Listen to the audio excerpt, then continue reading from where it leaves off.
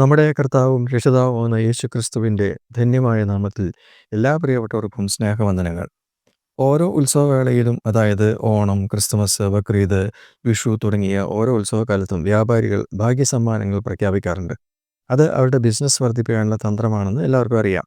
അതുപോലെ സർക്കാർ ഉടമസ്ഥതയിലുള്ള ലോട്ടറി വകുപ്പ് എല്ലാ ദിവസവും ഭാഗ്യവാന്മാരെ തിരഞ്ഞെടുക്കാറുണ്ട്. ധാരാളം പേർ ധനവാന്മാരാകുവാൻ മോഹിച്ചിട്ട് ലോട്ടറി ടിക്കറ്റ് എടുക്കാൻ ദിവസവും ധാരാളം പണം ചെലവഴിക്കാറുണ്ട്.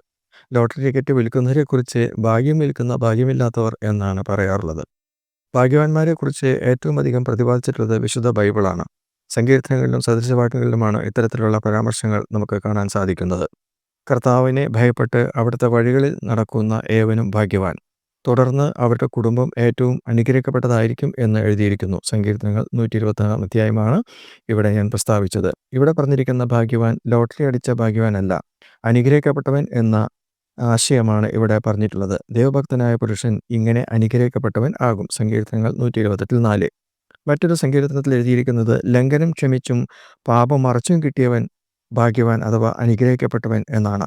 ജീവിതത്തിലെ ഏറ്റവും വലിയ അനുഗ്രഹം എന്നുള്ളത് പാപം ക്ഷമിച്ചു കിട്ടുക എന്നുള്ളതാണ്. പാപം ക്ഷമിക്കാൻ അധികാരമുള്ളവൻ ദൈവമാണ്. അല്ലാതെ പുരോഹിതന്മാർക്കോ മറ്റു ഉന്നത സ്ഥാനം അലങ്കരിക്കുന്നവർക്കോ അത് സാധ്യമല്ല. നമ്മുടെ പാപങ്ങളെ ഏറ്റുപറയുന്നുവെങ്കിൽ അവിടുന്ന് നമ്മോട് പാപങ്ങളെ ക്ഷമിച്ച് സകല അനീതിയും പോക്കി നമ്മെ ശുദ്ധീകരിക്കാൻ തക്കവണ്ണം വിശ്വസ്തനും നീതിമാനുമാകുന്നു. 1 യോഹന്നാൻ 1:9. യേശുക്രിസ്തു ഒരു മലയിൽ കയറി അവിടെ കുടിവന്ന ജനത്തോട് പറഞ്ഞ വാക്കുകൾ വളരെ പ്രസിദ്ധമാണ്. ഗിരിപ്രഭാഷണം എന്ന പേരിലാണ് അതറിയപ്പെടുന്നത്. അവിടെ പറയുന്ന ഭാഗ്യവാൻ ലോട്ടറി ലഭിച്ച ലക്കി മാനല്ല, പിന്നെയോ ബ്ലസ്സഡ് മാനാണ്, അനുഗ്രഹിക്കപ്പെട്ടവനാണ്. യേശുവിൻ്റെ തിരുമൊഴിയിലെ ചില വാക്കുകൾ ഇവിടെ ഓർപ്പിക്കട്ടെ. ദുഃഖിക്കുന്നവർ ഭാഗ്യവാന്മാർ, അവർക്ക് ആശ്വാസം ലഭിക്കും. മത്തായി സുവിശേഷം 5:4. വിവിധ നിലകളിൽ ദുഃഖം അനുഭവിക്കുന്നവരാണ് പലരും. അവർക്ക് ദൈവമാണ് ആശ്വാസം നൽകുന്നത്. മനുഷ്യർക്ക് ഒരു പരിധിവരെ മാത്രമേ അവരെ ആശ്വസിപ്പിക്കാനായിട്ട് കഴിയുകയുള്ളൂ. ദൈവം സർവ്വ ആശ്വാസങ്ങളുടെ ദൈവമാണ് എന്ന് ബൈബിൾ രേഖപ്പെടുത്തുന്നു. ദൈവം സമാധാനത്തിൻ്റെ ദൈവമാണ്. അതുകൊണ്ട് നമ്മുടെ ദുഃഖം ദൈവസന്നിധിയിൽ വയ്ക്കുമ്പോൾ ദൈവം ആശ്വാസം നൽകും. അതാണ് ഏറ്റവും വലിയ ആശ്വാസം. അവരാണ് ഭാഗ്യവാന്മാർ. എന്താണ് മനുഷ്യൻ്റെ ഏറ്റവും വലിയ ദുഃഖം? പാപത്തിന് ശിക്ഷയാകുന്ന നിത്യനരകമാണ്. അത് അനുഭവിക്കേണ്ടി വരുന്ന ആ വലിയ ദുഃഖമാണ് ഓരോരുത്തരും പേര് നടക്കുന്നത്. നരകശിക്ഷ മാറ്റി സ്വർഗ്ഗ സൗഭാഗ്യം നൽകുവാനായിട്ടാണ് കർത്താവായ യേശുക്രിസ്തു ഈ ഭൂമിയിലേക്ക് അവതരിക്കുകയും കാൽവരിയുടെ ക്രൂശിൽ മരണം വരിക്കുകയും ചെയ്തത്. യേശുവിൻ്റെ രക്തം സകല പാപവും പോക്കി നമ്മെ ശുദ്ധീകരിക്കുന്നു.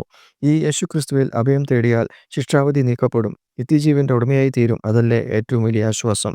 യേശുവിൻ്റെ പ്രഭാഷണത്തിലെ മറ്റൊരു വാക്ക് സമാധാനമുണ്ടാക്കുന്നവർ ഭാഗ്യവാന്മാർ എന്നാണ്.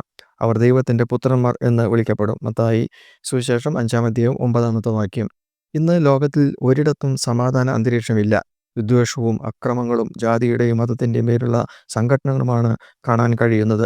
സ്നേഹ സന്ദേശവുമായി അവിടെ പോകാൻ കഴിഞ്ഞാൽ, അവിടെ സമാധാനത്തിന് വേണ്ടി എന്തെങ്കിലും ചെയ്യാൻ കഴിഞ്ഞാൽ അവർ ദൈവത്തിൻ്റെ മക്കളാണെന്ന് ലോകം മനസ്സിലാക്കും. ദൈവമക്കളായ ഓരോരുത്തരുടെയും ദൗത്യം സമാധാനത്തിനായി പ്രയത്നിക്കുക എന്നുള്ളതാണ്. ഹൃദയശുദ്ധിയുള്ള ഭാഗ്യവാന്മാർ എന്ന് മറ്റൊരിടത്ത് കർത്താവായ യേശുക്രിസ്തു പറഞ്ഞ വാക്കുകൾ രേഖപ്പെടുത്തിയിരിക്കുന്നു. ഹൃദയത്തിൻ്റെ ശുദ്ധി ദൈവത്തെ കാണുവാനായിട്ട് ഇടയായിത്തീരുന്നു. എന്ന് വെച്ചാൽ പാപത്തിൻ്റെ പൂർണ്ണമായ ക്ഷമ ലഭിച്ചാൽ ദൈവവുമായിട്ടുള്ള ബന്ധത്തിലേക്ക് ഏർപ്പെടാൻ കഴിയുന്നു. അവരാണ് ഭാഗ്യവാന്മാർ. മത്തായി സുവിശേഷം 5:1 മുതൽ 12 വരെയുള്ള വാക്യങ്ങൾ വായിച്ചു നോക്കിയാൽ ഈ ഭാഗ്യവാന്മാരെക്കുറിച്ച് രേഖപ്പെടുത്തിയത് കാണാനായിട്ട് കഴിയും. പ്രിയമുള്ളവരെ, ഈ ലോകത്തിലെ വസ്തുവകകളോ ഉന്നത പദവികളോ അല്ല ഭാഗ്യം എന്ന് പറയുന്നത്. പാപത്തിൻ്റെ ശിക്ഷ നീക്കിക്കിട്ടുക എന്നുള്ളതാണ് ഏറ്റവും വലിയ ഭാഗ്യം. അവരാണ് അനുഗ്രഹിക്കപ്പെട്ടവർ. God bless you. ഭാഗ്യവാൻ ഭാഗ്യവാൻ ഞാൻ, യേശുവിനായതിനാൽ ഭാഗ്യവാൻ ഞാൻ. ഭാഗ്യവാൻ ഭാഗ്യവാൻ ഞാൻ, യേശുവിനായതിനാൽ ഭാഗ്യവാൻ ഞാൻ.